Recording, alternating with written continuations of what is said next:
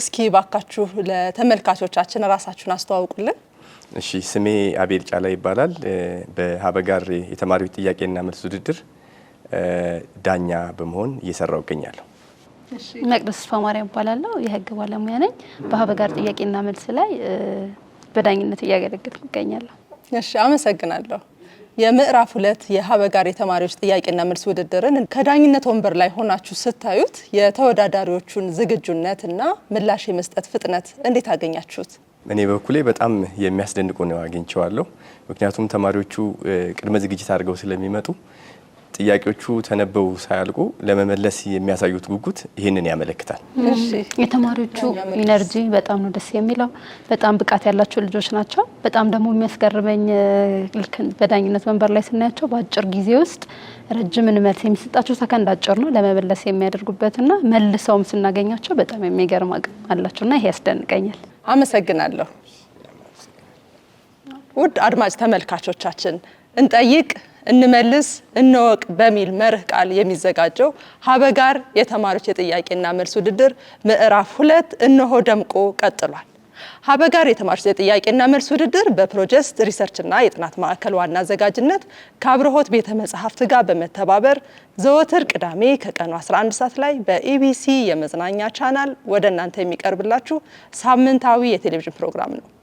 ፕሮግራሙን እየመራው አብሬያችሁ የምቆየው እኔ አቢሲኒያ ፈቃዱ ነኝ። እስከ ፕሮግራሙ ፍጻሜ አብራችሁን እንድትሆኑ በአክብሮት ጋብዛለሁ።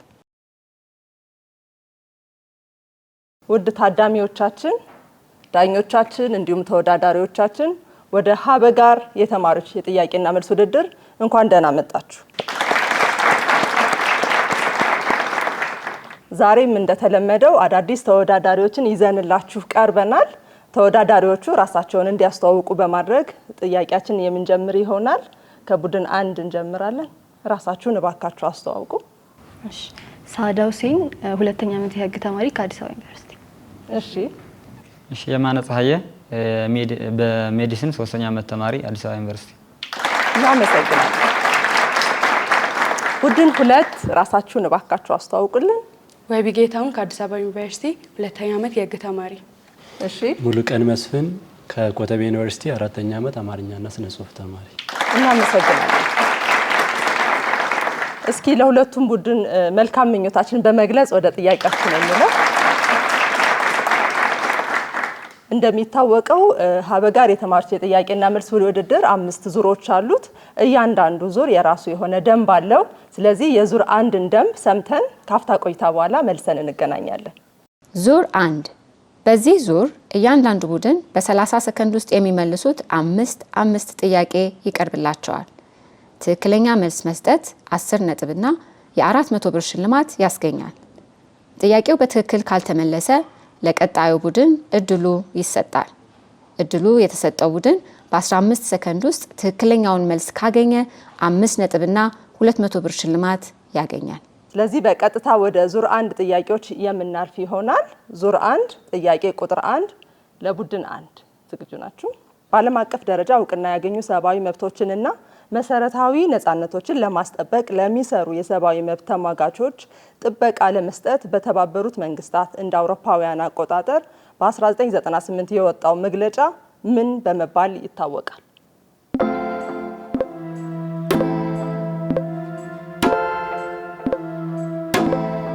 ይቻላል።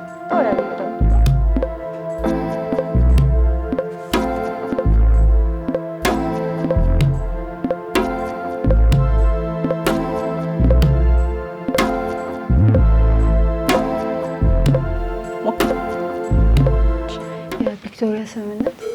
የቪክቶሪያ ስምምነት በማለት መልሳለች። በትክክል አልመለሱትም። ስለዚህ ለቡድን 2 ይሄንኑ ጥያቄ እንድትመልሱ እድሉን እንሰጣለሁ። ሞክሩ። 15 ሰከንድ ነው ያላችሁ። ዩናይትድ ዲክላሬሽን ኦፍ ሁማን ራይትስ። ሰከንዳችሁ እስኪያልቅ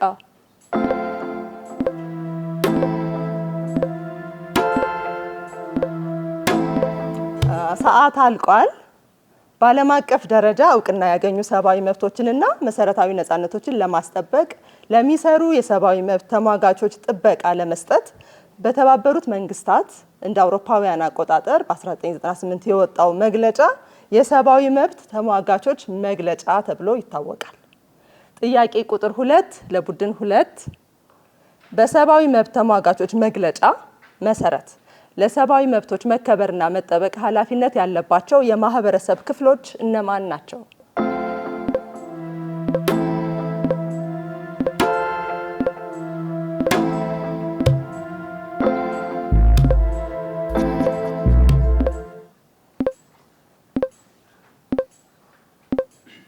መንግስታዊ ያልሆኑ ተቋማት፣ አዛውንቶች፣ መንግስት ራሱ፣ ማህበረሰቡ።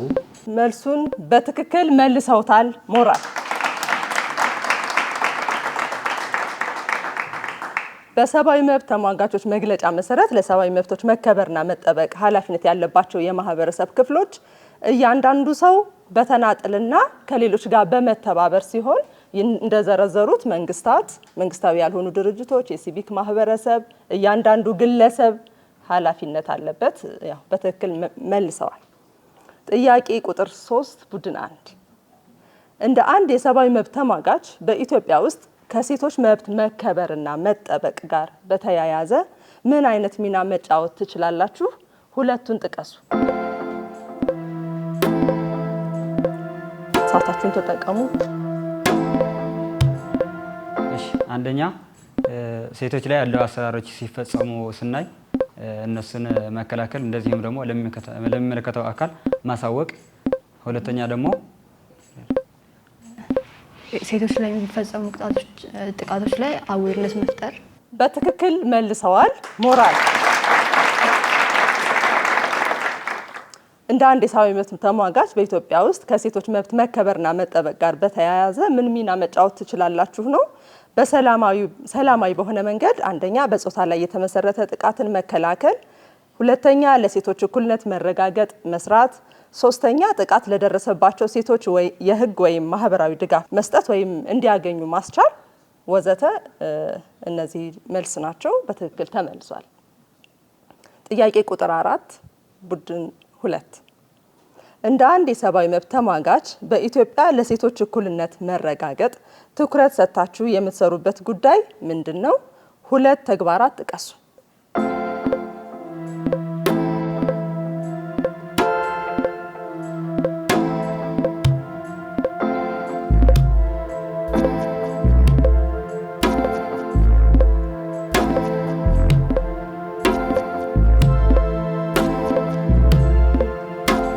አንደኛ በመስሪያ ቤቶች ውስጥ ሴቶች እኩል እድል እንዲያገኙ ማድረግ፣ ከዛ ጥቃት ሲደርስባቸው ደግሞ ጥቃቱን መከላከል፣ ከዛ ለሚመለከተው አካል።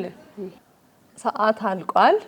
ግማሽ ነጥብ ወይም 1/2 አስመዝግበዋል። ሞራል እባካችሁ። እስኪ እናንተ አሟልታችሁ ሌሎችንም ዘርዝራችሁ መልሱ። 15 ሰከንድ አላችሁ። ይሄንን ነው ጥያቄ። እኛ ተማሪዎች እንደመሆናችን መጠን በትምህርት ቤት ውስጥ ሴቶች ላይ ያተኮረ ጥቃቶችን ስናይ ለሚመለከተው አካል ማሳወቅ፣ እንደዚህም የሴቶች እኩልነት እንዲረጋገጥ ሚናችን መሰመጭ። በትክክል አልተመለሰም። በቡድን 2 ከተመለሰው ጋር ተመሳሳይ የሆነ መልስ ስለሆነ የሰጣችሁት ያው ነጥብ አያስገኝላችሁም ማለት ነው። መልሱ ስህተት ባይሆንም፣ ስለዚህ እንደ አንድ የሰብአዊ መብት ተሟጋች በኢትዮጵያ ለሴቶች እኩልነት መረጋገጥ ትኩረት ሰጣችሁ የምትሰሩበት ጉዳይ ምንድነው? 2 ተግባራትን ጥቀሱ ነበር ጥያቄው። አንደኛ ጎጂ ከሆኑ ባህላዊ ድርጊቶች እንዲጠበቁ ድጋፍ ማድረግ፣ ሁለተኛ ከወንዶች እኩል ንብረት የማፍራት፣ የመውረስ፣ የመካፈልና የማስተዳደር መብታቸው እንዲረጋገጥ መስራት፣ ሶስተኛ ለእኩል ስራ ከወንዶች እኩል ክፍያ የማግኘት መብታቸው እንዲከበር መስራት፣ 4 በውሳኔ ሰጭነት የሚሳተፉባቸው መድረኮች እንዲሰፉ ሴቶችን ማብቃት፣ እንዲሁም በቤት ውስጥ 5ኛ በቤት ውስጥ ስራ ሳይጠመዱ ከወንዶች እኩል ትምህርት የመማር መብታቸው እንዲከበር ማድረግ እና የመሳሰሉት ናቸው። ጥያቄ ቁጥር 5 ወደ ቡድን 1 እውነት ወይም ሐሰት በማለት ነው የምትመልሱት። በኢትዮጵያ ዜግነት አዋጅ ቁጥር 378/1996 አንቀጽ 5 መሰረት በወንጀል ተከሶ ያልተቀጣ መሆን የኢትዮጵያን ዜግነት በሕግ ለማግኘት መሟላት ያለበት ቅድመ ሁኔታ ነው። እውነት ወይስ ሐሰት?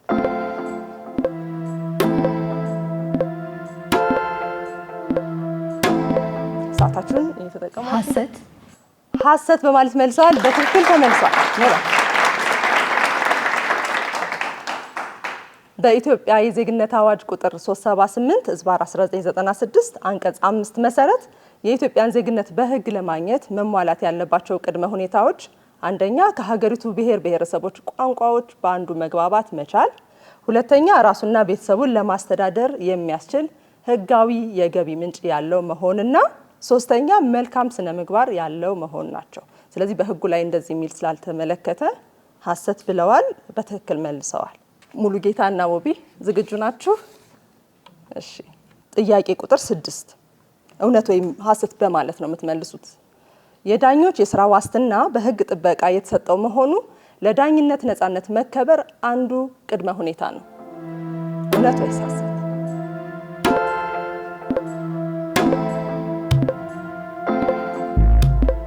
እውነት እውነት በማለት መልሰዋል። በትክክል ተመልሷል። የዳኞች የስራ ዋስትና በሕግ ጥበቃ የተሰጠው መሆኑ ለዳኝነት ነፃነት መከበር አንዱ ቅድመ ሁኔታ ነው። ስለዚህ እውነት ብለዋል። ትክክል ነው።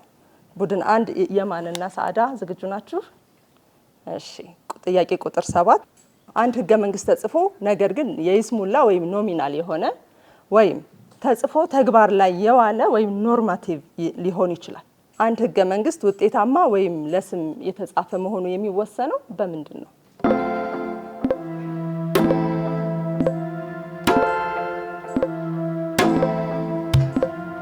ውጤታማ ወይም ደግሞ ለስም የተጻፈ መሆን የሚወሰነው መሬት ላይ ያለው ኢንፎርስመንት ወይም ደግሞ ተግባራዊነትን ማየት በተለይ ደግሞ የመንግስታት ላይ መሰረት። በትክክል ተመልሷል። የተግባራዊነቱ ልክ ወይም በምን ያህል መጠን ተግባራዊ ሆነ የሚለው አንድ ህገ መንግስት የይስሙላ ህገ መንግስት ወይም ኖሚናል ህገ መንግስት ነው ወይስ ኢፌክቲቭ የሆነ ወይም ኖርማቲቭ ህገ መንግስት ነው የሚለውን ይወስናል። በትክክል ተመልሷል። ጥያቄ ቁጥር 8 ቡድን 2 ዝግጁ ናችሁ? ለእናንተ የመልካም ዜግነት መገለጫ ምንድን ነው? 4 ነገሮችን ጥቀሱ።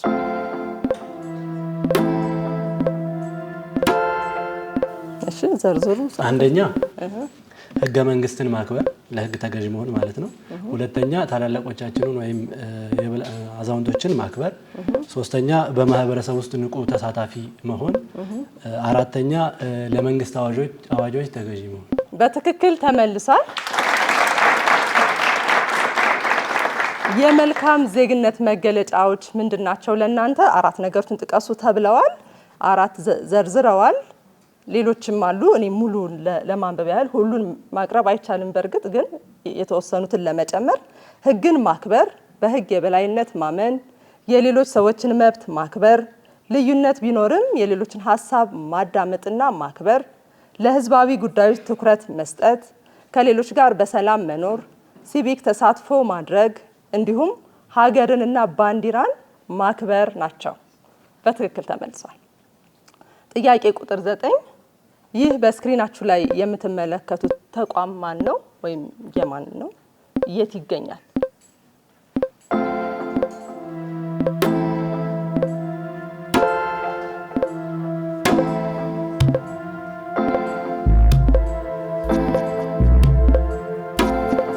የተባበሩት መንግስታት የኢኮኖሚ ድርጅት አዲስ አበባ ይገኛል። ሰዓት አላችሁ? እስቲ በደንብ የአፍሪካ ህብረት አዲስ አበባ። ኦኬ። ሰዓት አልቋል። ቡድን 2 እስኪ ሞክሩ። 15 ሰከንድ ነው ያላችሁ። 15 ሰከንድ ነው ሰዓታችሁ። ተጠቀሙ።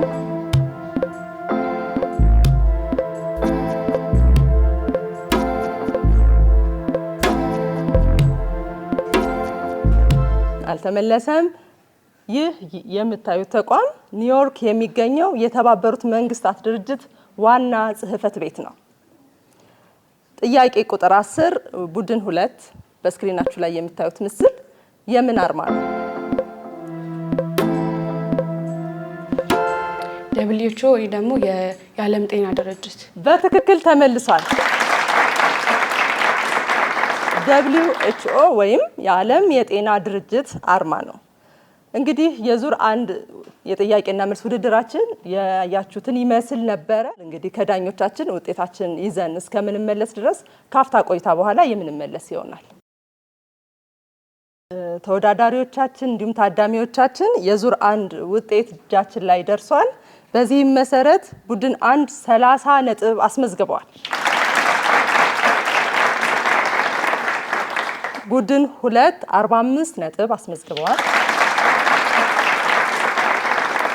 ይሄ የመጀመሪያ ዙር ነው። ቀሪ 4 ዙሮች አሉ። እንግዲህ መበርታት ነው ደረጃችሁን ለማስጠበቅ። ቡድን 2 ቡድን 1ም ደግሞ ለማለፍ ፉክክሩን እንግዲህ በደንብ እንደምታስቀጥሉ እናምናለን። ሁለተኛው ዙር ቀድሞ የመመለስ ውድድር ነው። ወደ ሁለተኛው ዙር በቀጥታ እንሸጋገራለን። ሁለተኛው ዙርን ከመጀመራችን በፊት ደንቦቹን ተከታትለን እንመለሳለን። ካፍታ ቆይታ በኋላ እንገናኝ። ዙር 2 በዚህ ዙር ለሁለቱም ቡድኖች 6 ጥያቄ በጋራ ይቀርባል። ጥያቄውን የሚመልሰው ቡድን የሚወሰነው ቀድሞ ደወሉን በመጫን ነው። ለመመለስ የሚሰጠው አንድ እድል ብቻ ሲሆን ይህም በ60 ሰከንድ ውስጥ መሆን ይኖርበታል። ትክክለኛውን መልስ መስጠት 15 ነጥብና የ1000 ብር ሽልማት ያስገኛል። ቅድሚያ ወስዶ በትክክል አለመመለስ 5 ነጥብ ያስቀንሳል። ጥያቄው ካልተመለሰ ለሌላኛው ቡድን እድሉ ይሰጣል። ትክክለኛውን መልስ ከሰጡ 15 ነጥብና 1000 ብር ሽልማት ያገኛሉ። ማንኛውም ጥያቄ ተነቦ ሳያልቅ ደወሉን መጫን ቡድኑን ጥያቄው እንዲዘለው ያደርጋል። የዙር 2 ቀድሞ የመመለስ ውድድር ጥያቄ ቁጥር 1 ፍትሃዊ የህግ ሂደት ስርዓት ወይም ፕሮሲጀራል ዲዩ ፕሮሰስ ኦፍ ሎ መንግስት የሰዎችን መብት ከመገደቡ አስቀድሞ ሊከተል የሚገባቸው ቅድመ ሁኔታዎችን ያስቀምጣል። ፍትሃዊ የህግ ስርዓት ከሚባሉት ውስጥ ሁለቱን ጥቀሱ። ቡድን 1 አብርቷል። እሺ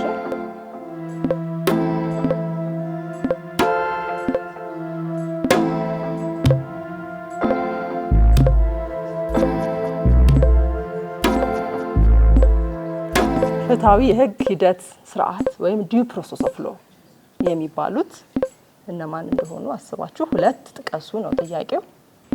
በተያዘ ሰዓት ያለውን መብትና ሰዓት አልቋል። በትክክል አልተመለሰም።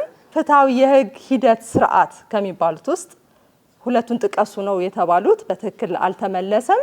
ለመዘርዘር ያክል ማስጠንቀቂያ የመስጠት ግዴታ፣ የመሰማት መብት፣ የህግ አገልግሎት የማግኘት መብት፣ ከአድሎ ነፃ የሆነ ፍትህ የማግኘት መብት፣ የይግባኝ መብት ናቸው። ጥያቄ ቁጥር 2 በኢፌድሪ ህገ መንግስት አንቀጽ 29 ንዑስ አንቀጽ 4 መሰረት ፕሬስ በተቋምነቱ የአሰራር ነፃነትና የተለያዩ አስተያየቶች የማስተናገድ ችሎታ እንዲኖረው የህግ ጥበቃ ይደረግለታል። ቡድን 1 አብርቷል። እስቲ የትኛውንም አካል ሳይደግፍ የህዝቡን ድምጽ እንዲያሰማ ከየትኛውም አይነት ጥቃት እንዲጠበቅ እና ደግሞ የማህበረሰቡን ድምጽ በትክክል እንዲያሰራጭ ከየትኛውም አይነት ሰው አካል ጥቃት እንዳይደርስበት ለመከላከል በተለይም ከመንግስት ማለት ነው። በትክክል ተመልሷል። በኢፌድሪ ህገ መንግስት አንቀጽ 29 ንዑስ አንቀጽ 4 መሰረት ፕሬስ በተቋምነቱ የአሰራር ነፃነትና የተለያዩ አስተያየቶች የማስተናገድ ችሎታ እንዲኖረው የህግ ጥበቃ ይደረግለታል። ይህም የሚሆነው ለዲሞክራሲያዊ ስርዓት አስፈላጊ የሆኑ መረጃዎች፣ ሀሳቦችና አመለካከቶች በነፃ መንሸራሸራቸውን ለማረጋገጥ ነው። ጥያቄ ቁጥር 3 የአመለካከትና ሀሳብን በነፃ የመያዝ እና የመግለጽ መብት ገደብ ሊጣልባቸው የሚችለው መቼ ነው? ቡድን 2 አብርቷል።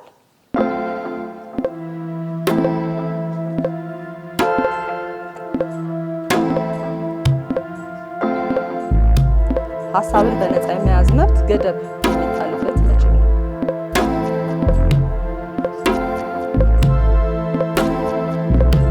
እሺ፣ አንደኛ ለህዝብ ሞራል ወይም ደግሞ ለማህበረሰብ ሞራል ተቃራኒ ሆኖ ሲገኝ፣ ሁለተኛ ደግሞ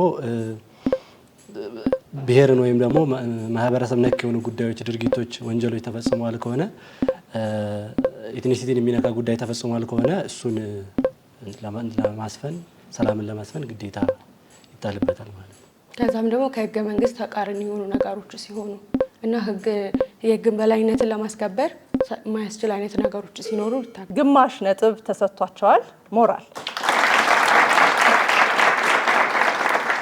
የአመለካከትና ሀሳብ በነፃ የመያዝና የመግለጽ መብት ገደብ ሊጣልባቸው የሚችለው አንደኛ የወጣቶችን ደህንነት፣ የሰውን ክብርና መልካም ስም ለመጠበቅ፣ ሁለተኛ የጦርነት ቅስቀሳዎችንና ሰብአዊ ክብርን የሚነኩ መግለጫዎችን ለመከላከል ነው። ጥያቄ ቁጥር 4 ዝግጁ ናችሁ? ቡድን 1 ቡድን 2 የአንድ ትምህርት ቤት ተማሪዎች አስተዳደሩ ያወጣውን አዲስ የአለባበስ ስርዓት ደንብ በመቃወም እጃቸው ላይ ቀለሙ ጥቁር የሆነ መሀረብ አስረው ትምህርት ገበታቸው ላይ በመገኘታቸው ትምህርት ቤቱ እንደ ተቋም ስርዓትን የማስጠበቅ ግዴታ እንዳለበት ጠቅሶ ተማሪዎቹን ከትምህርት አገዳቸው። የትምህርት ቤቱ ውሳኔ ሀሳብን በነፃነት የመግለጽ መብት ጥሷል ወይስ አልጣሰም? አብራሩ። ቡድን 1 አብርቷል። እሺ ትምህርት ቤቱ ሀሳብን በነፃነት የመግለጽ መብት ጥሷል። ምክንያቱም ማንኛውም ሰው የማንኛውም አካል ጉዳት እስካላደረሰ ድረስና እንደዚሁም ደግሞ ሰላማዊ በሆነ መንገድ እስከሆነ ድረስ ሀሳቡን በነፃነት የመግለጽና እንደዚሁም የመቃወም መብት አለው። በትክክል ተመልሷል።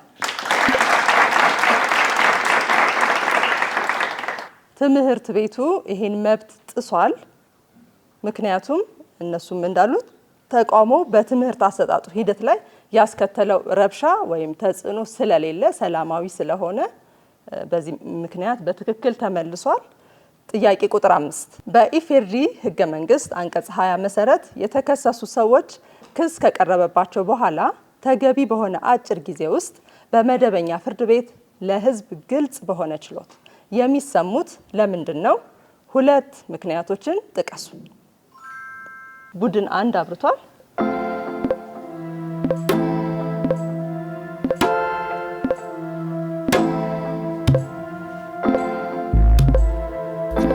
ሰዓታችን ተጠቅሞ መዘርዘር ይቻላል።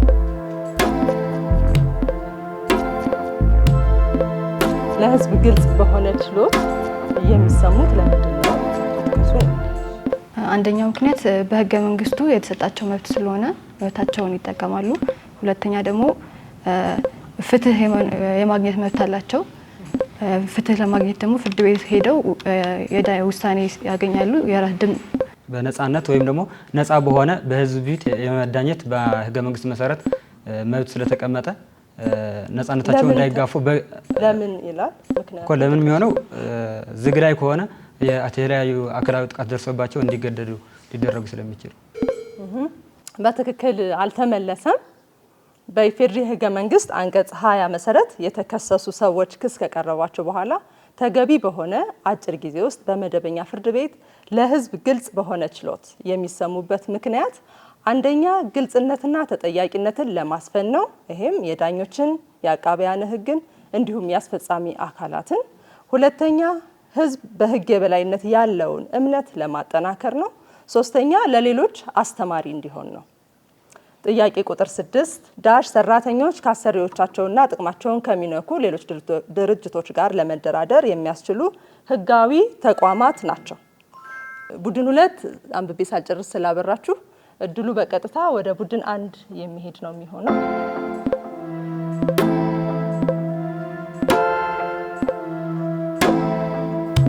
እሺ ሰዓታችሁን ተጠቀሙ።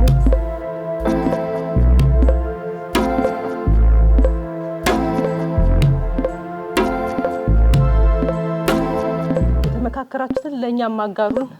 አሰሪና ሰራተኛ ተቋማት ወይም ደግሞ ድርጅት በትክክል አልተመለሰም። የሰራተኛ ማህበራት ሰራተኞች ከአሰሪዎችና ጥቅማቸውን ከሚነኩ ሌሎች ድርጅቶች ጋር ለመደራደር የሚያስችሏቸው ህጋዊ ተቋማት ናቸው። ስለዚህ መልሱ የሰራተኛ ማህበራት ነው ማለት ነው። ዙር 2 ያያችሁትን ይመስል ነበር። የዙር 2 ጥያቄዎቹ አልቀዋል። የዙር 2ን ውጤት ይዘን ካፍታ ቆይታ በኋላ እንገናኛለን። የዙር 2 ውጤት እጃችን ደርሷል። በዚህም መሰረት ቡድን 1 የማንና ሰዓዳ 20 ነጥብ አስመዝግበዋል። ቡድን 2 ሙሉ ቀንና ወቢ 8 ነጥብ አስመዝግበዋል። ወደ ዙር 3 እናልፋለን። የዙር 3ን ደንቦች ሰምተን ካፍታ ቆይታ በኋላ እንገናኛለን። በዚህኛው ዙር ደግሞ 6 የጥያቄ ምድቦች ለተወዳዳሪዎች ምርጫ ይቀርባሉ። ምድብ 1 ስነ ዜጋ፣ ምድብ 2 ሰብአዊ መብት፣ ምድብ 3 ምርጫና መራጮች፣ ምድብ 4 ስነ ጽሁፍ፣ ምድብ 5 ታሪክ፣ ምድብ 6 ሉላዊ ወይም ግሎባል። ከእነዚህ የጥያቄ ምድቦች ውስጥ ተወዳዳሪዎች ጥያቄ እንዲቀርብላቸው የሚፈልጉትን 5 ምድብ ይመርጣሉ። አንድ ቡድን ከመረጠው የጥያቄ ምድብ አንድ ጥያቄ የሚቀርብለት ሲሆን ይህንንም ለመመለስ 60 ሰከንድ ይሰጠዋል። ተወዳዳሪዎች የከበዳቸውን አንድ ጥያቄ ተመልካች እንዲመልስላቸው እድል መስጠት ይችላሉ። እያንዳንዱ ትክክለኛ መልስ 10 ነጥብና የ400 ብር ሽልማት ያስገኛል። ወደ ዙር 3 በቀጥታ የምናመራ ይሆናል። ዙር 3 እንደተባለው 6 ምድቦች አሉት። ስለዚህ የመጀመሪያ ተጠያቂ የሚሆነው ባለፈው ዙር ከፍ ያለ ነጥብ ያመጣው ስለሆነ ቡድን 1 የማንና ሰዓዳ እድሉን ተወስዳላችሁ። ከ6ቱ ምድብ ስነ ዜጋ፣ ሰብአዊ መብት፣ ምርጫና መራጮች፣ ስነ ጽሁፍ፣ ታሪክ፣ ሉላዊ አለ። ከነዚህ ውስጥ የትኛው ይሁንላችሁ? ምድብ 1 ስነ ዜጋ። ስነ ዜጋ መርጠዋል። ስነ ዜጋ ጥያቄ ቁጥር 1 የህገ መንግስት ዋነኛ ዓላማ ምንድን ነው? ሀ የግለሰቦችን መብት መጠበቅ፣ ለ የአንድ ማህበረሰብ ባህላዊ እሴቶችን መወሰን፣ ሐመርሃ የመንግስትን ተጠያቂነትና ህጋዊነት መደንገግ፣ መ ሀሌታ ውሃና ሐመርሃ መልስ ናቸው። ዋነኛ ሀና ሐመርሃ መልስ ናቸው። በትክክል ተመልሷል።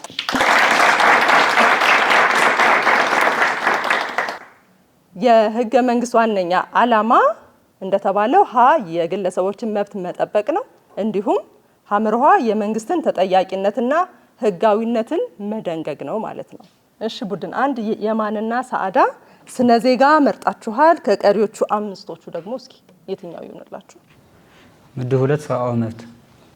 ምድብ 2 ሰብአዊ መብት ከሚከተሉት አንዱ ከህፃናት መብት አይመደብም። ሀ ወላጆቹን ወይም አሳዳጊዎቹን የማወቅና የእነርሱን እንክብካቤ የማግኘት መብት፣ ለስምና ዜግነት የማግኘት መብት፣ ሐመርሃ በህይወት የመኖር መብት፣ መ በፈለጉ ጊዜ ወደ ፈለጉበት ቦታ የመሄድ መብት።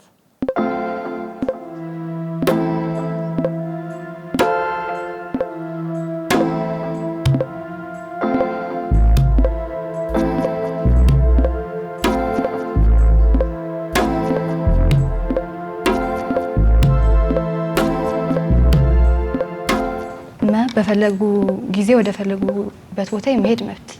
መ ብለዋል። በትክክል ተመልሷል። መ በፈለጉ ጊዜ ወደ ፈለጉበት ቦታ መሄድ ከህፃናት መብቶች መካከል አንዱ ነው ብለን የምንለው አይደለም። ስለዚህ በትክክል ተመልሷል። እሺ 3ኛ ምድብ የትኛው ይሁንላችሁ? ምድብ 3 ምርጫና መራጮች። ምድብ 3 ምርጫና መራጮች በተከታታይ እየመረጣችሁ ነው። እሺ በዓለም አቀፍ የሲቪልና ፖለቲካ መብቶች ቃል ኪዳን ሰነድ አንቀጽ 25 መሰረት የመምረጥና የመመረጥ መብት ምንን ያካትታል? ሀ በቀጥታ ወይም በተመረጡ ተወካዮች አማካኝነት በህዝባዊ ጉዳዮች አስተዳደር ውስጥ መሳተፍ፣ ለድምፅ የመስጠትና በወቅታዊ ምርጫዎች ላይ የመመረጥ፣ ሐመርሃ መራጮች በሚስጥርና በነፃነት ድምፅ እንዲሰጡ ዋስትና መስጠት። መ ሁሉም መልስ ናቸው።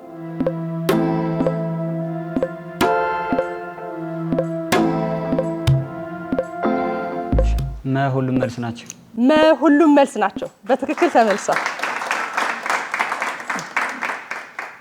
በዓለም አቀፍ የሲቪልና የፖለቲካ መብቶች ቃል ኪዳን ሰነድ አንቀጽ 25 መሰረት የመምረጥና የመመረጥ መብት በቀጥታ ወይም በተመረጡ ተወካዮች አማካኝነት በህዝባዊ ጉዳዮች አስተዳደር ውስጥ መሳተፍን፣ ድምፅ የመስጠትና በወቅታዊ ምርጫዎች ላይ የመመረጥን እንዲሁም መራጮች በሚስጥርና በነፃነት ድምፅ እንዲሰጡ ዋስትና የመስጠትን መብት ያጎናጽፋል። ስለዚህ በትክክል ተመልሷል። 3 ምድቦች ቀርተዋችኋል። ቡድን 1 ስነ ጽሁፍ፣ ታሪክና ሉላዊ ወይም ግሎባል የቱ ይሻላችኋል? ምድብ 4 ስነ ጽሁፍ። ምድብ 4 ስነ ጽሁፍ በኢትዮጵያ ስነ ጽሁፍ ታሪክ እጅግ በርካታ አስተዋጽኦ በማበርከታቸው የአማርኛ ስነ ጽሁፍ አባት የሚል ቅጽል ስም ተሰጥቷቸዋል። ለአማርኛ ስነ ጽሁፍ ባበረከቱት አስተዋጽኦም የጀርመን ኦሪየንታል ሶሳይቲ የክብር አባል ሆነዋል። እኚህ ሰው ማን ናቸው? ሀ ሐዲስ ዓለማየሁ፣ ለ ብላቴንጌታ ህሩይ ወልደ ስላሴ፣ ሐመርኋ ገብረ ሕይወት ባይከዳኝ፣ መ ሎሬት ጸጋዬ ገብረ መድኅን።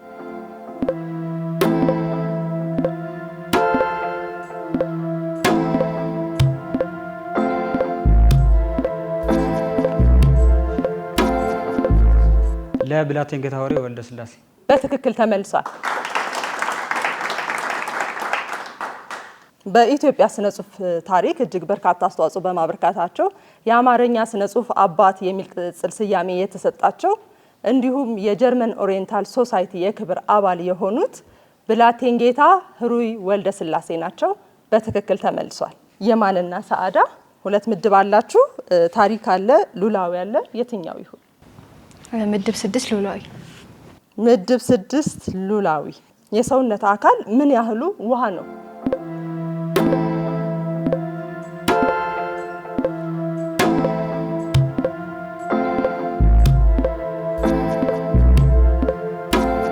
ሞክሩ። 70%። 70% ብለዋል። እድል ይሰጣል። ቁጥር ነው፣ በእርግጥ እድልን ያሰፋል። እስቲ ግን ሰዓታችሁ እስኪያልቅ ሞክሩ፣ ያው ደንቡ ስለሆነ።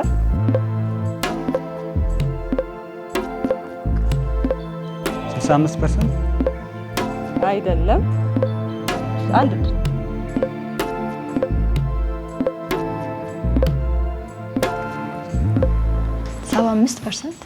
75% ብለዋል። በትክክል አልተመለሰም። ከሰውነት አካል ውስጥ 60%ቱ ውሃ ነው። ስለዚህ በትክክል አልተመለሰም። ቡድን 1 የማንና ሰዓዳ ያላችሁን 5 የምድብ ጥያቄዎች መልሳችሁ ጨርሳችኋል። ስለዚህ ወደ ቡድን 2 የምናመራ ይሆናል። ቡድን 2 በተመሳሳይ ሙሉ ቀንና ውቢ 6 ምድቦች አሏችሁ። ከ6ቱ መጀመሪያ የትኛው ይሆንላችሁ? ምረጡ። ምድብ 1 ስነ ዜጋ። ስነ ዜጋ ጥያቄ ቁጥር 2 ከሚከተሉት ህገ መንግስታዊነትን የሚገልጸው የትኛው ነው? ሀ ህገ መንግስታዊነት የህግ የበላይነት የሰፈነበት የመንግስት የስልጣን ክፍፍል፣ ገለልተኛ የዳኝነት ስርዓት፣ መሰረታዊ ነጻነቶችና መብቶች የሚከበሩበት ስርዓት ማለት ነው። ለ ህገ መንግስታዊነት ህገ መንግስት የመጻፍ ተግባር ነው። ሐመርኋ ህገ መንግስታዊነት ህገ መንግስት የማርቀቅ ታሪክ ነው። መ መልሶ አልተሰጠም።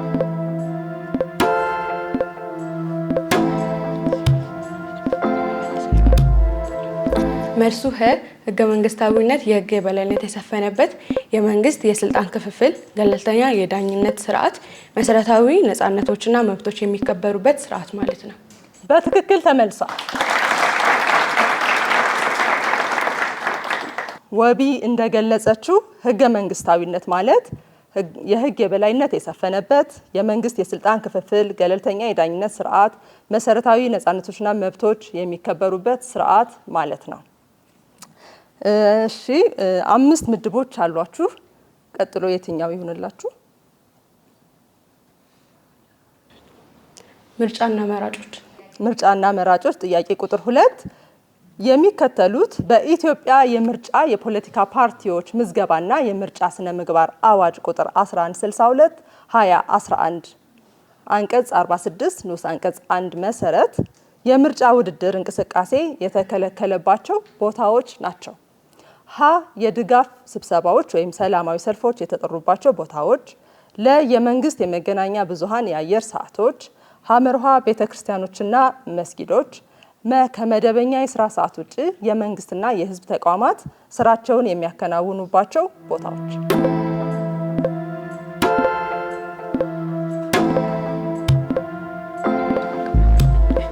ሐመርኋ ቤተክርስቲያንና መስጊዶች። በትክክል ተመልሷል። በኢትዮጵያ የምርጫ የፖለቲካ ፓርቲዎች ምዝገባና የምርጫ ስነ ምግባር አዋጅ ቁጥር 1162 ዝባር 2011 አንቀጽ 46 ንዑስ አንቀጽ 1 መሰረት የምርጫ ውድድር እንቅስቃሴ የተከለከለባቸው ቦታዎች ቤተክርስቲያኖችና መስጊዶች ናቸው። 4 ምድቦች ይቀሯችኋል። ሰብአዊ መብት፣ ስነ ጽሁፍ፣ ታሪክ፣ ሉላዊ። የትኛው ይሁን? ምድብ 2 ሰብአዊ መብት። ምድብ 2 ሰብአዊ መብት። ሰብአዊ መብት ጥያቄ ቁጥር 2 በመልማት መብትና በሌሎች ሰብአዊ መብቶች መካከል ያለው ግንኙነት ምንድን ነው? ሀ የመልማት መብት ከሲቪልና ፖለቲካ መብቶች በላይ ነው። ለሰብአዊ መብቶች የመልማት መብት ሂደትን ያደናቅፋሉ። ሐመርሃ እርስ በእርስ ጥገኛና የማይነጣጠሉ ናቸው። መ ልማት ከሰብአዊ መብቶች ጋር የተያያዘ አይደለም።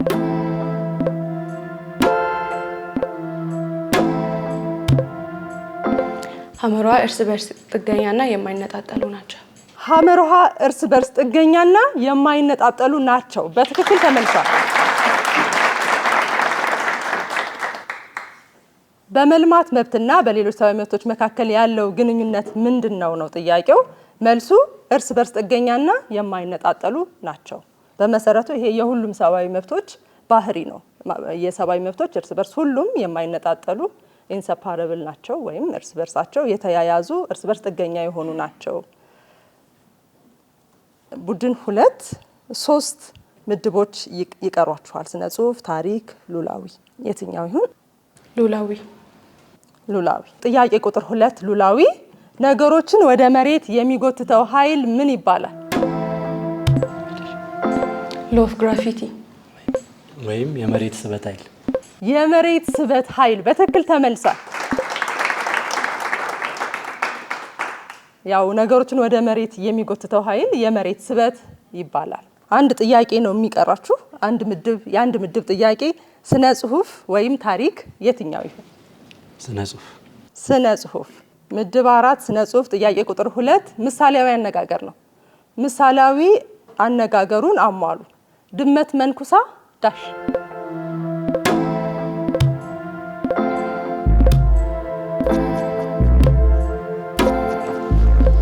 ድመት መንኩሳ አመሏን አትረሳ። ድመት መንኩሳ አመሏን አትረሳ። በትክክል ተመልሷል። እሺ እናመሰግናለን። ቡድን 2 ሙሉ ቀንና ወቢ ጥያቄያችሁን የምድብ ጥያቄያችሁን መልሳችሁ ጨርሳችኋል።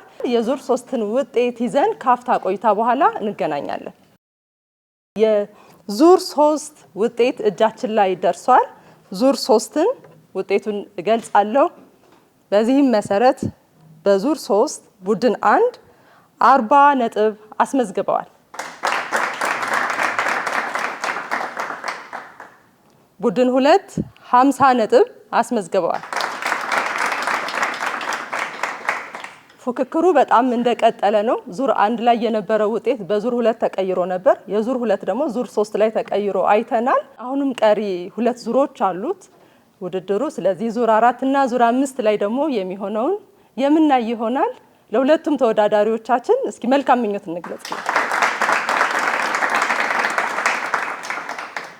አሁን በቀጥታ ወደ ዙር 4 የምናልፍ ይሆናል። ዙር 4 የራሱ ደንቦች አሉት። ደንቡን ሰምተን እንመለሳለን። በዚህ አራተኛ ዙር ተወዳዳሪዎች የታወቁ ግለሰቦች ምስሎች፣ ቦታዎች እንዲሁም ሌሎች ነገሮችን እንዲለዩ ሶስት ጥያቄዎች ይቀርቡላቸዋል። ከጥያቄው ጋር አንድ ፍንጭ አብሮ የሚነገር ሲሆን መልስ ለመስጠት 30 ሰከንድ ይሰጣል። ትክክለኛ መልስ መስጠት 15 ነጥብና 400 ብር ሽልማት ያስገኛል። ተወዳዳሪዎች ሁለተኛ ፍንጭ እንዲሰጣቸው መጠየቅ ይችላሉ። ነገር ግን ትክክለኛ መልስ ሲሰጡ የሚያገኙት 10 ነጥብና 200 ብር ሽልማት ይሆናል። ሌላኛው ቡድን እድሉ ተሰጥቶት ጥያቄውን በትክክል ቢመልስ የሚያገኘው ነጥብ ወይም የገንዘብ ሽልማት አይኖርም። ወደ አራተኛው ዙር ውድድራችን በቀጥታ የምናልፍ ይሆናል። ዙር 4 የታዋቂ ግለሰቦችን እንዲሁም ሌሎች ምስል አይቶ የመለየት ውድድር ነው። በቀጥታ ወደሱ እናመራለን። ከቡድን 1 እንጀምራለን። ቡድን 1 ይህ በምስሉ ላይ የምታዩት በስክሪናችሁ ላይ የምታዩት ሰው ማን ነው? የመጀመሪያውን ፍንጭ ነግራችኋለሁ። አንደኛ ፍንጭ ባህላዊ የኢትዮጵያ ሙዚቃን ከዘመናዊ ጃዝ፣ ላቲን እና ፈንክ ጋር በማዋሃድ ልዩና በዓለም አቀፍ ደረጃ የተወደደ ሙዚቃ በመፍጠር የኢትዮ ጃዝ አባት የሚል ስያሜ አግኝቷል። ይህ ሰው ማን ነው? ሙላቱ አስታጥቄ። ሙላቱ አስታጥቄ በትክክል ተመልሷል። ይህ በምስሉ ላይ የምንመለከተው ሰው ባህላዊ የኢትዮጵያ ሙዚቃን ከዘመናዊ ጃዝ፣ ላቲንና ፈንክ ጋር በማዋሃድ ልዩና በዓለም አቀፍ ደረጃ የተወደደ ሙዚቃ በመፍጠር የኢትዮ ጃዝ አባት የሚል ስያሜን አግኝቷል። እንዲሁም ሙዚቀኛ፣ አቀናባሪ፣ አዘጋጅ ሲሆን የከርሞ ሰው፣ ትዝታና ነፃነት በተሰኙ የመሳሪያ ቅንብር ስራዎቹ ይታወቃል። መልሱ ሙላቱ አስታጥቂ። እሺ ወደ ሁለተኛው ጥያቄ እናልፋለን። ይህ አሁን የምትሰሙት ድምጽ የማን ድምጽ ነው? ድምጹን ሰምታችሁ የማን ድምጽ እንደሆነ ትነግሩን አላችሁ። ፍንጭ እሰጣችኋለሁ። በኢትዮጵያ የመጀመሪያዋ ሴት የሬዲዮ የእንግሊዝኛ ዜና አዘጋጅ፣ ቀጥሎም የቲቪ ዜና አቅራቢ ነበሩ። እኒህ ድምጻቸውን የምትሰሟቸው ሰው ድምጻቸውን ስሙና ንገሩ። ልክ ጨዋታ ያነሳዋል ብቻ ሳይሆን ትዝታን ያመጣል። የተረሳውን ታስታውሳለህ። እንዴት እንደተውኩ ለመናገር አንደኛ፣ ከዛ በኋላ የእስር ቤት ነገር እንዳጋጣሚ YWCA ወሰክማ አንድ ትምህርት ቤት አቋቁሞ ኮኦርዲኔት እንዳደርግ ጠይቀውን እሺ ብያለሁ ለ1 አመት እና ፈቃድ ይሰጡኛል ለ1 አመት ብዬ እምቢ አሉ። መጨረሻ ላይ አቶ ንጉሴ ሀብተወልድ ነበሩ ቫይስ ሚኒስትሩ፣ እሳቸው ጋር ሄጄ መለሳለሁና ይኸው እንደዚህ እንደምመለስ የሚያስታውቅ አይነት ሬዚግኔሽን የስንብት ወረቀት ጽፌ ያቀረብኩ። ሁለተኛ ፍንጭ መጠየቅ ሁለተኛ ይቻላል? ፍንጭ እሺ። የኢትዮጵያ ሴት ጋዜጠኞች ማህበር ተመስርቶ በእግሩ እንዲቆም ካደረጉ የሀገር ባለውለታዎች አንዷ ናቸው።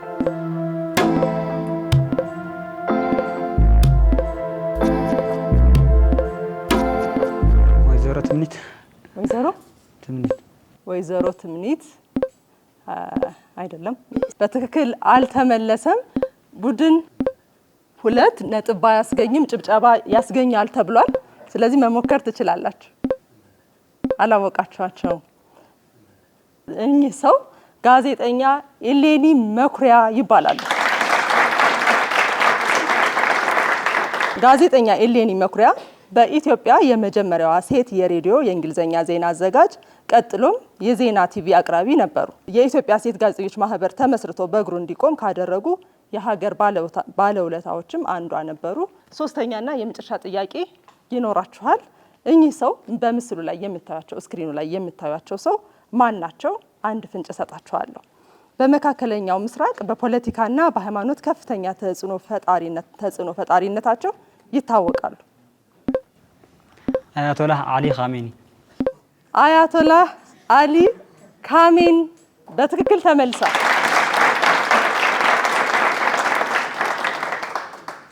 አያቶላህ አሊ ካሜኒ በመካከለኛው ምስራቅ በፖለቲካና በሃይማኖት ከፍተኛ ተጽዕኖ ፈጣሪነታቸው ይታወቃሉ። እንዲሁም ከአብዮተኛነት ወደ መሪነት የመጡ ከ35 ዓመታት በላይ የኢራን እስላማዊ ሪፐብሊክ ጠቅላይ መሪ ሆነው የቆዩ ሰው ናቸው። የምስል መለየት ውድድር ጥያቄዎቻችሁን ጨርሳችኋል። አሁን በቀጥታ ወደ ቡድን 2 የምናልፍ ይሆናል። ቡድን 2 ጥያቄ ቁጥር 1 ዝግጁ ናችሁ? እሺ።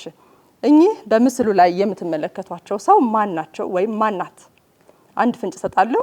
እንደ አውሮፓውያን አቆጣጠር በ1955 በአሜሪካን ሀገር ጂም ክሮ በመባል የሚታወቀው ዘር መለያየት ስርዓት በሚተገበርበት ዘመን ለአንድ ነጭ የአውቶቡስ ተሳፋሪ ወንበሬን አልለቅም በማለቷ ለእስር የተዳረገች የሲቪል መብት ተሟጋች ነበረች ወይም ነች።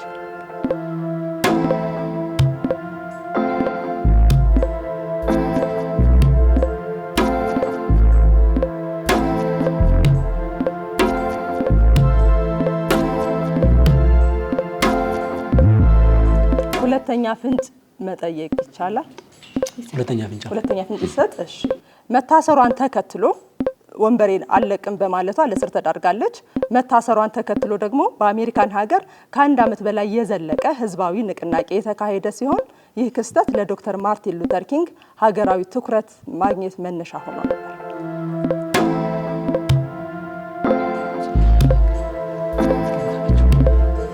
ሰዓት አልቋል። ስለዚህ ቡድን 2 ይህን ጥያቄ እስቲ ሞክሩ። ይጨብጨብላችሁ መልሱ። ሮዛ ፓርክስ። ሮዛ ፓርክስ በትክክል መልሰዋል። ሮዛ ፓርክስ እንደ አውሮፓውያን አቆጣጠር በ1955 በአሜሪካን ሀገር ጂም ክሮ በመባል የሚታወቀው የዘር መለያየት ስርዓት በሚተገበርበት ዘመን ለአንድ ነጭ አውቶቡስ ተሳፋሪ ወንበሬን አልለቅም በማለቷ ለእስር የተዳረገች የሲቪል መብት ተሟጋች ነች። እንዲሁም መታሰሯን ተከትሎም በአሜሪካን ሀገር ከ1 ዓመት በላይ የዘለቀ ህዝባዊ ንቅናቄ ተካሂዷል። ይህም ክስተት ለዶክተር ማርቲን ሉተር ኪንግ ሀገራዊ ትኩረት ማግኘት መነሻ ሆኗል ማለት ነው። እሺ ቡድን 2 ወደ ጥያቄ ቁጥር 2 እንሻገራለን።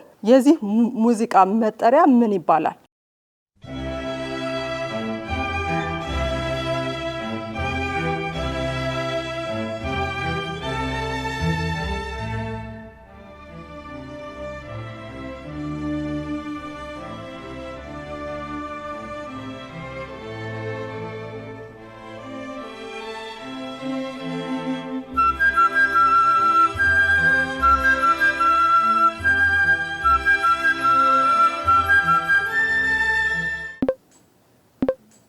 ባለዋሽንቱ እረኛ ባለዋሽንቱ እረኛ ብለዋል። ሞራል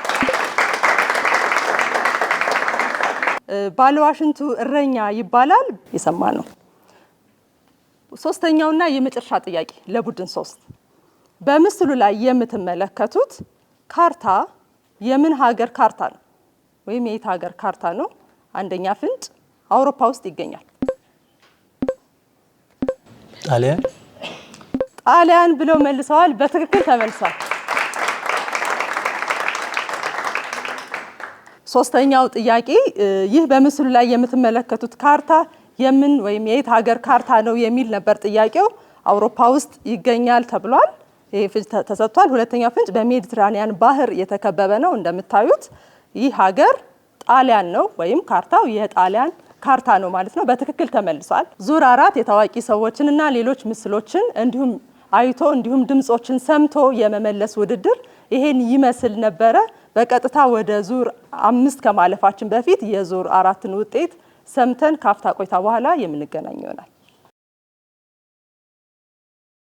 ውድ ታዳሚዎቻችን አሁን ደግሞ እናንተ የምትጠየቁበት ጊዜው ደርሷል።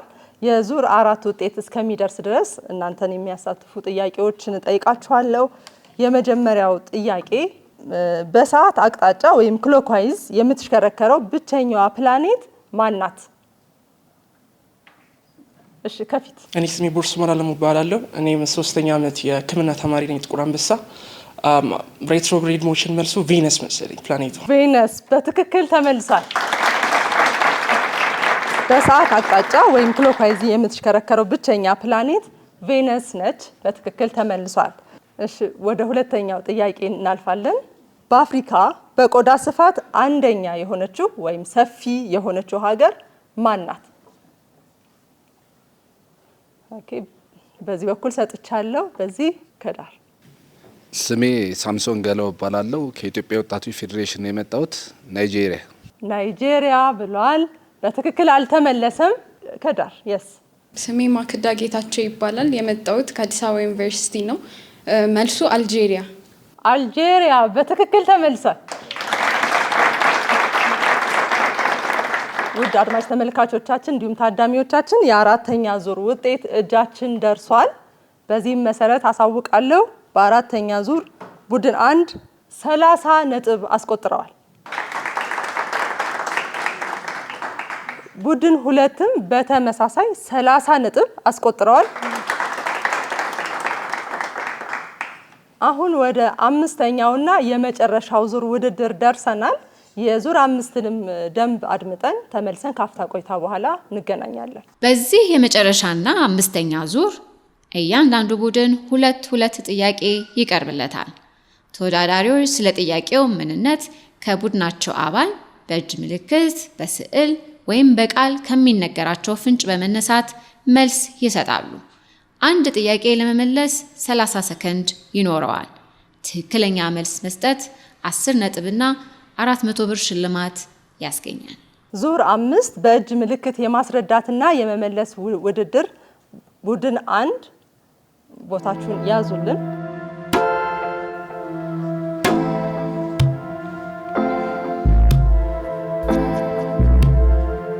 ኮምፒውተር የመጀመሪያ ምስል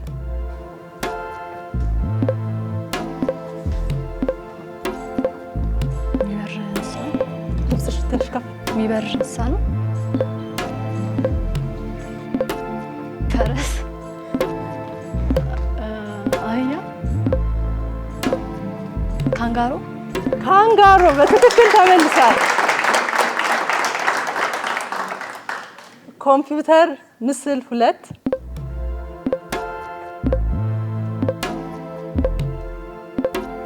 በደንብ ተጣጣ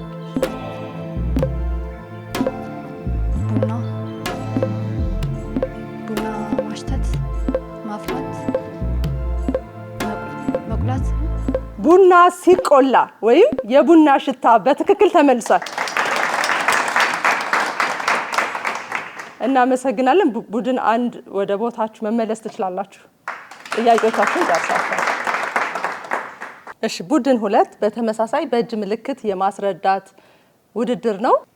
ሙሉ ቀንና ወቢ ቦታችሁን ያዙልን። ወቢ ታስረዳለሽ፣ ሙሉ ቀን ደግሞ አይተ ትመልሳለህ።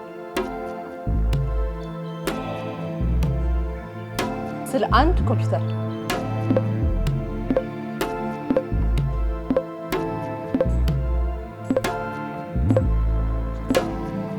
መዋኘት፣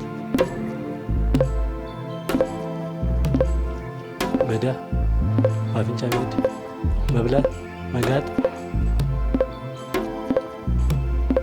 ውሻ፣ ድመት። ሰዓት አልቋል፣ አልተመለሰም። እስኪ ይኸው ምስሉ ዝሆን ነበረ። ዝሆን። ኮምፒውተር 2 ሱሪ፣ ጉንዳን። በትክክል ተመልሷል። ቡድን 2 በምልክት የማሳየት ጥያቄዎችን ጨርሳችኋል። ቦታችሁን ያዙ። እንዲህ እያልን እንግዲህ የፍጻሜው ላይ ደርሰናል። ዙር 5 የመጨረሻው ዙር ነበረ።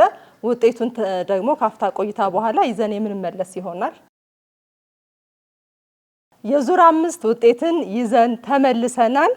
ዙር 5 ውጤቱን በዚህ መሰረት ቡድን 1 20 ነጥብ አስመዝግበዋል። ሞራል። ቡድን 2 10 ነጥብ አስመዝግበዋል። ሞራል። በድምሩ ተቀራራቢ ነጥብ ነው ያስመዘገቡት። ድምሩንም እነሆ ይዘን መተናል። በዚህም መሰረት ቡድን 1 140 ነጥብ በማስመዝገብ የ6000 ብር ተሸላሚ ሆነዋል። አንደኛ። ቡድን 2 143 ነጥብ በማስመዝገብ የ5500 ብር ተሸላሚዎች ሆነዋል።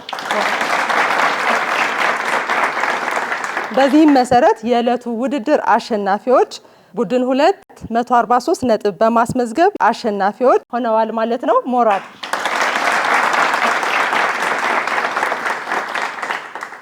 በመሆኑም ወደ ሽልማት ፕሮግራሙ እንተላለፋለን። ሽልማታችሁን የምትወስዱ ይሆናል። ከቡድን 2 እንጀምራለን። ቡድን 2 ሙሉ ቀንና ውቢ።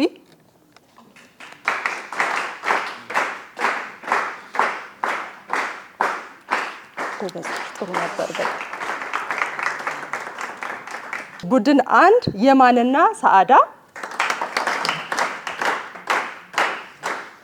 በጣም ጥሩ ነበር። መልካም። በጣም እናመሰግናለን። እንግዲህ ውድ አድማጭ ተመልካቾቻችን እንዲህ እያልን የዕለቱን ውድድር መፈጸሚያ ላይ ወይም ፍጻሜው ላይ ደርሰናል። ይህ የሀበጋር የተማሪዎች ጥያቄና መልስ ውድድር ነው። በፕሮጀክት ሪሰርችና የስልጠና ማዕከል እየተዘጋጀ ከአብርሆት ቤተ መጻሕፍት ጋር በመተባበር ዘወትር ቅዳሜ ከቀኑ 11 ሰዓት ጀምሮ በኢቢሲ የመዝናኛ ቻናል ወደ እናንተ የሚቀርብላችሁ ሳምንታዊ ፕሮግራም ነው። እንጠይቅ፣ እንመልስ፣ እንወቅ በሚለው መርሃችን መሰረት እንግዲህ ተመልካቾቻችን እየጠየቃችሁ እየመለሳችሁ እያወቃችሁ አብራችሁን እንደቆያችሁ ተስፋ እናደርጋለን።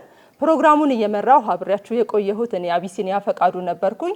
በእለቱም እንደዚሁ ዳኞቻችን በመዳኘት አብረውን ቆይተዋል። ተመልካቾቻችን ሁሉንም እናመሰግናለን። ታዳሚዎቻችን፣ ተወዳዳሪዎቻችን ሁላችሁንም እናመሰግናለን። እስከ ሳምንት ቸርን ሰንብቱ።